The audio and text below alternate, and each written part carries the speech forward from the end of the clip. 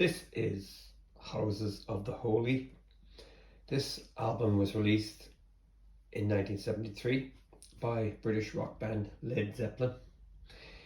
This is one of my favourite Zeppelin albums because after the first four, which is kind of the classic definitive Zeppelin sound, they branch out a little bit on this, and it's a lot of fun, and it contains some of my favourite Zeppelin tracks as well.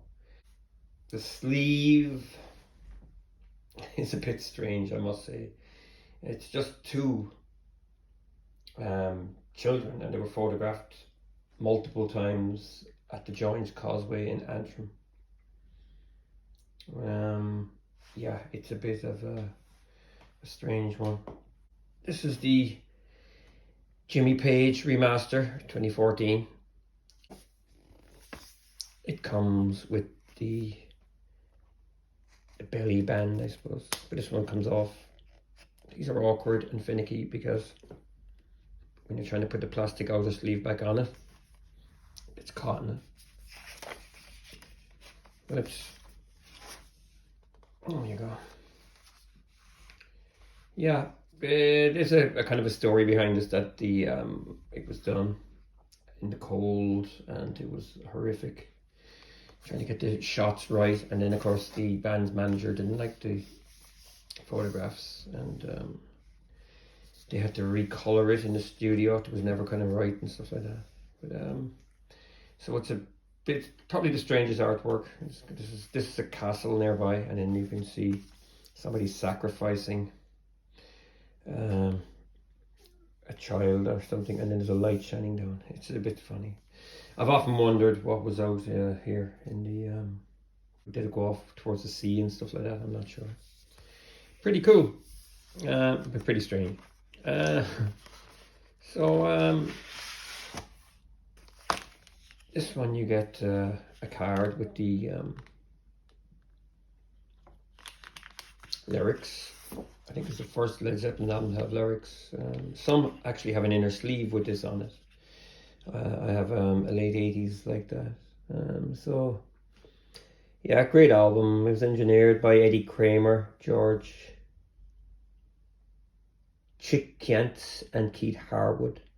Recorded at Rolling Stones Mobile Studio at Stargroves, Hampshire, Island Studio, London, Olympic Studio. And again, of course, you've got the Atlantic label. This was the last time this would be used. Swan Song was used on the next album, which would be Physical Graffiti. And there you go. So the album opens on side one with The Song Remains the Same. Very kind of jangly rocker. It's great. I love it. Jimmy Page blasting away on a Telecaster. I love the guitar solos on it as well. The song is kind of, how will I put it? There's a sense of movement in it, you know, which I really like. And then it slows down in one section. Yeah, it's thunderous. It really is good. It kind of sounds a little bit like something they would have done on Presents a few years later. Next up is the Rain song. This is a slow one. It's almost like a continuation of Stairway to Heaven, but it's not as intense. It's kind of more a little bit looser and a little bit more of a ballad, more of a kind of a love song. You know, it's got, I think, mellotron strings or something on it. Beautiful song, I love it. Over the Hills and Far Away. That's a nice song as well. Kind of starts off kind of acoustic and then goes into a rocker. And then we've got the Crunge. I think there's kind of a James Brown nod on that. It's a bit strange. The synthesizers sound really dated on it as well. It's kind of almost like something Stevie Wonder might do, but it used to always irritate me. But I actually think it's quite funny. Yeah, they weren't serious with doing this by any means. Side 2 kicks off with Dancing Days. Again, straightforward, mid-tempo rocker. Very, very good song. Really good. And then, of course, we have the reggae-tinged Jamaica. This annoys the hell out of me, but I'll tell you, the quality of the sound is good.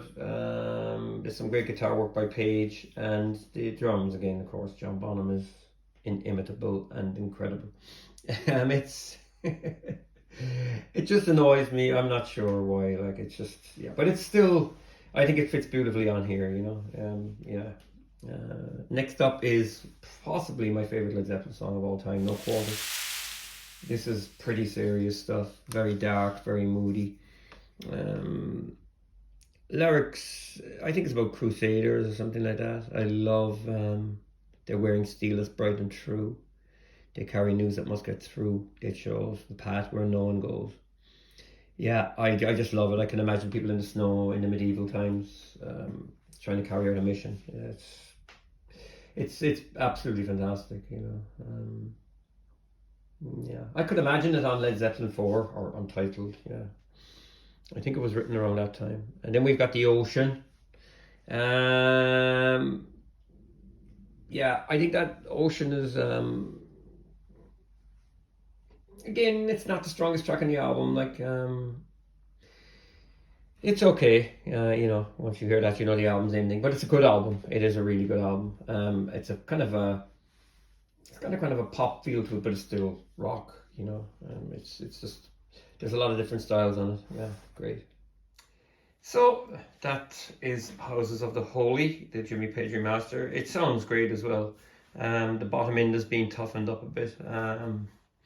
Yeah, I really like it. You know what I mean? It's a nice copy, and the background is silent and stuff like that. Drums sound fantastic. People are on the fence about the Jimmy Page remasters, but yeah, they sound good. I don't know what an original from the 70s would sound like. I'm sure it would sound fantastic, but yeah, these are pretty good. Good value for money as well. I like the sound. I also have it on CD. I have a couple of copies of an original one from the 80s, which I think sounds fantastic. And I also have the George Marino remaster, and I also have the 2007. Yeah, but this sounds great and definitely worth getting your paws on if you don't have it. So that's it. Thanks for watching. Feel free to subscribe and take care.